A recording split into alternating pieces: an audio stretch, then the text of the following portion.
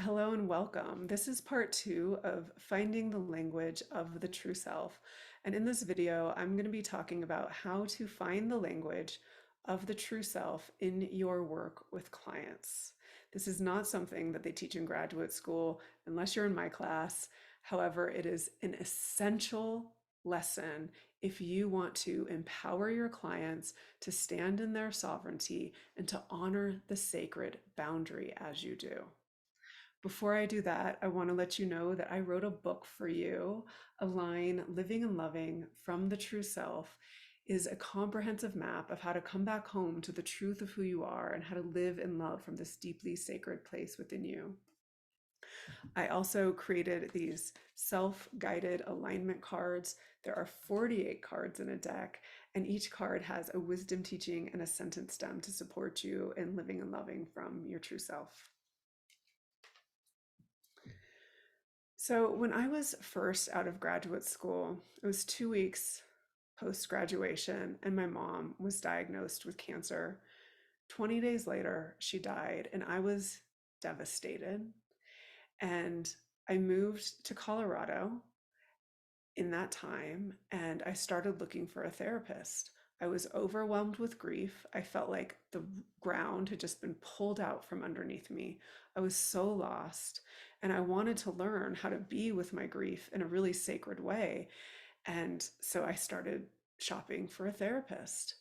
And I found somebody who was trained in Gestalt by a university that I highly respect. And I'm a Gestalt clinician. I teach Gestalt. I think it is an extremely powerful therapy model.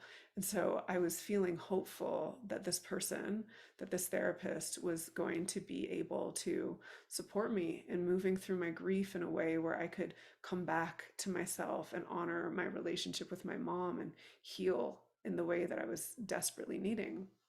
And so I went to my first session, and it was about 10 minutes in, I was telling her about my grief. And I said to her, I am so anxious all the time. And my dog is so anxious because I had just gotten this new dog. And I said, I can't leave him. I bring him with me everywhere, and I'm so scared to leave him. And she looked at me and she said, you're not going to be able to do that forever. And everything in my system contracted. I did not feel safe. I did not feel seen. I didn't feel held. I didn't feel understood. And I ultimately left that session before we completed because this therapist was not honoring me as a sovereign being. She was telling me about myself, telling me what I would be able to do, what I wouldn't be able to do, without really hearing me and honoring where I was in my stage of grief and in my grieving. And this example to me is not uncommon. I have gone shopping for therapists many times since. This was, 18 years ago. And it's not uncommon for therapists to project onto their clients, to tell them about themselves, to tell them what to do without honoring that they are a sovereign being. And so the language of the true self and the language of sovereignty is essential in creating a sacred container and honoring the sacred boundary between yourself and your clients.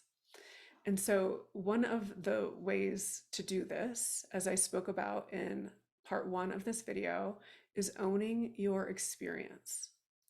If you're projecting onto your client, you're disrupting contact with them. When you own your experience, you can be certain that you're not projecting onto them because you're owning it as yours. If you think you're getting something about a client, share that as yours. I think that I'm starting to get something about you, and share that with compassion and curiosity, and hold what you're getting loosely. And I have found that it's not about being right in what we see or what we say. It's really about honoring that we are here as a clear mirror of reflection for our clients, and that we are seeing them through our unique lens, and we can honor that we're seeing them through our own lens, and they can see for themselves if that fits for them.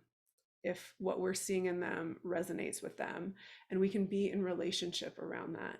From that place, therapeutic surrender and therapeutic movement and alchemy happen so much more fluidly and magically and lovingly. So, with that, I want to share with you that I have a new course that I am offering. It is a signature course that um, covers the full range of guiding spiritual alignment with your sessions. This one piece of communication is just a small essence piece of how to do that, but the whole theory and technique and practices in guiding spiritual alignment is in this course, and that will be in the comments here. If you have any questions, please leave a comment. I would love to answer them for you.